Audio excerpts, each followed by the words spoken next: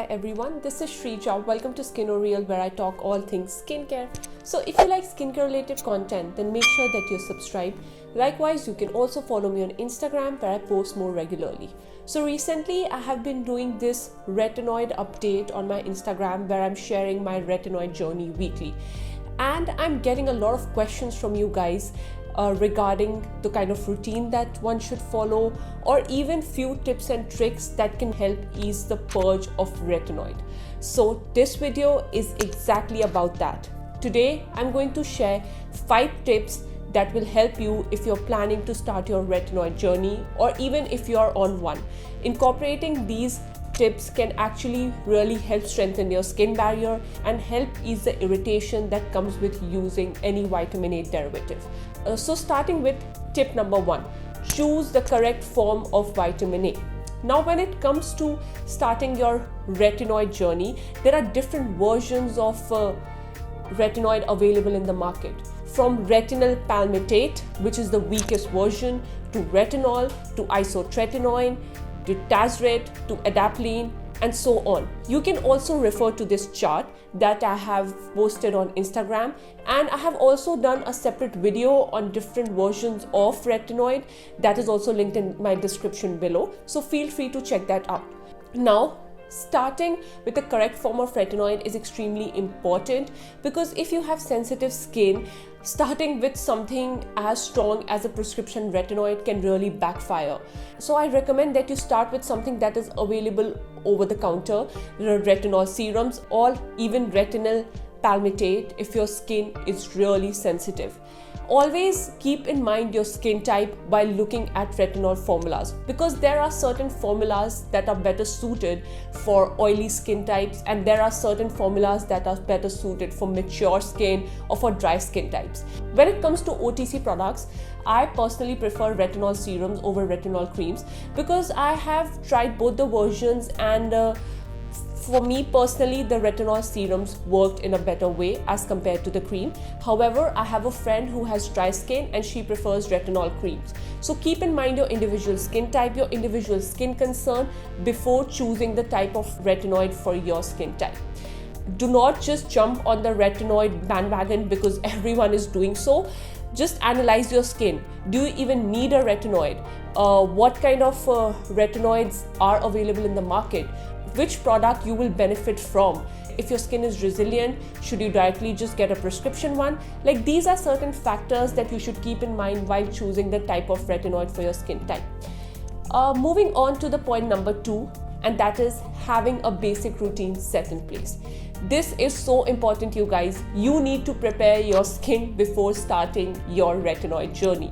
There was a study called Facial Retinization of Skin through Barrier Improvement, which showed that using barrier repairing ingredients before, during, and after your retinoid journey can actually help minimize the irritation and help your retinoid perform in a better way. I will link the study down below if you want to go through the entire thing. In that study, the moisturizer that were used had barrier repairing ingredients like panthenol, vitamin E, niacinamide, ceramides. And my personal favorite ingredient while using a retinoid is actually ceramides. Apart from using a moisturizer, you need to also be very careful with sun protection. Honestly, if you're using a retinoid and you're not protecting your skin from the sun, it's not going to do it. Really, there's no point of even having a skincare routine at all if you're not willing to use sunscreen. So please be very extremely careful, and especially when you are using retinoid, apply and reapply your sunscreen. If you're going out, wear sunglasses, avoid sun during peak hours, and so on. It is extremely important. Sun protection is extremely important if you want to see any benefits from your retinoid. Apart from this, just keep your routine very simple, like use a gentle non-foaming, non-stripping cleanser. Of course, certain moisturizers with barrier repairing ingredients. So these are few moisturizers that I recommend. CeraVe PM Lotion is excellent choice if you have oily skin. SOONJUNG Moist Emulsion is again a great choice for oily to combination skin type. Bioderma Etoderm Moisturizer is good for normal to dry skin. Aveeno Dry Skin Relief also works really well for combination and oily skin. And COSRX Ceramide Stream is also a good choice if you don't mind essential oils in your skincare routine, because that one has essential oils towards the end of the ingredient list.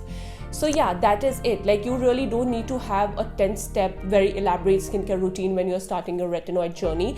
Just keep it very simple, very minimal, and straight to the basics. And the thing is that when you start your retinoid journey, you're going to purge, you're going to experience acne, and that might leave marks. So it is very tempting to add additional brightening ingredients into your routine, or even exfoliators into your routine.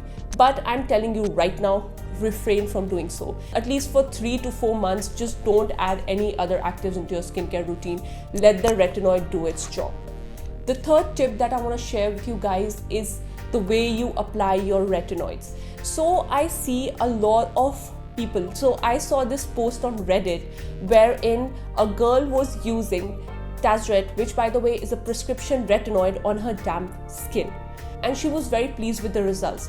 She said that her skin was glowing, she saw immediate results, but after 2 months, her skin barrier got so compromised that she was unable to continue with the prescription retinoid. So I'm telling you right now, when it comes to retinoid, slow and steady wins the race. You need to use a very tiny amount. Pea size is enough for you. And use a moisturizer before as a buffer to minimize irritation. Now you might think that the moisturizer will reduce the effect of retinoid, or you might not see results. No, that's not true at all. You will see results. It's just that using a moisturizer before helps reduce transepidermal water loss from the skin, and it also minimizes irritation from using retinoids. When I was using retinol serums, like I have used Paula's Choice retinol serum, I have used ETUDE retinol serum, honestly I was able to use it before my moisturizer and my skin was able to take it. But that is my skin type. It does not mean that even your you will not experience any irritation from doing so.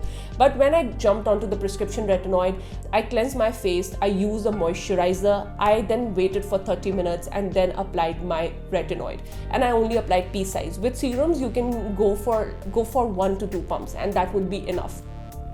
But do keep in mind that if you want to be on a safe side, it is always best to use your retinoid products, be it retinol or any other form of retinoids, after your moisturizer. However, if your skin can take it, you can use it before your moisturizer, because the lower concentration ones are not that irritating to your skin.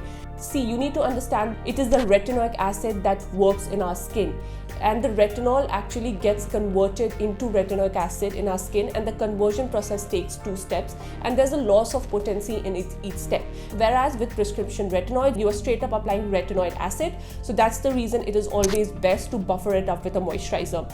Another thing I want to mention here is that when you are experiencing retinoid purge, you will notice that area around your mouth and your nose will be prone to flakiness. So using a thick petrolatum jelly based product or aquaphor at night on those areas can really help.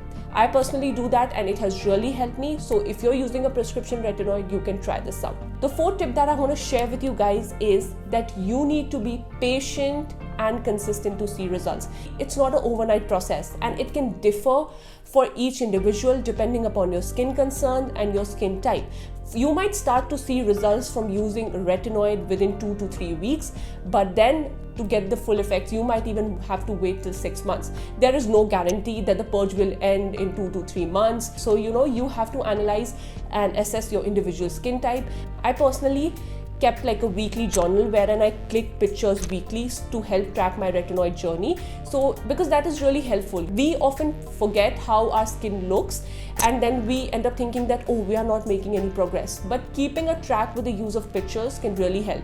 Now don't go all obsessive and start clicking pictures every day, start zooming in, start berating your skin that it's getting worse. No, don't do all of that. Just click pictures and just forget about it. And over the period when you are almost done with your purging, see, and you might be shocked to see the improvement that your skin has been able to achieve over the period of these weeks or months.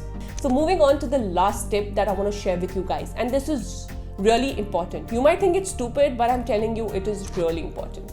And the tip is that put away your mirror.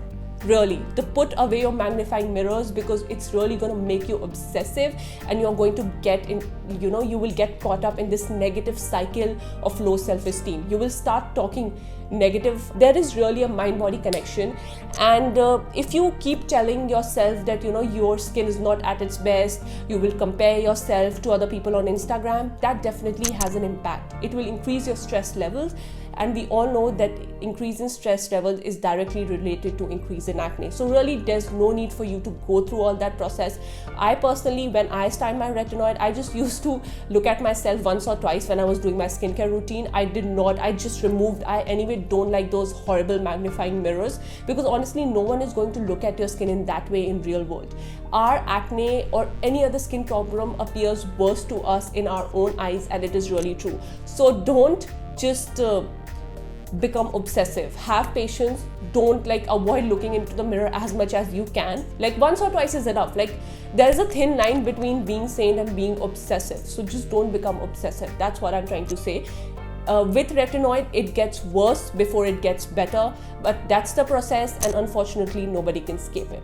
So hope this video was helpful to you guys. If you are using a retinoid and you want to share your personal tips, feel free to put them in the comments below, and I would love to go through it. And if you enjoy watching my channel, then please don't forget to like, share and subscribe. I'll see you next time. Bye.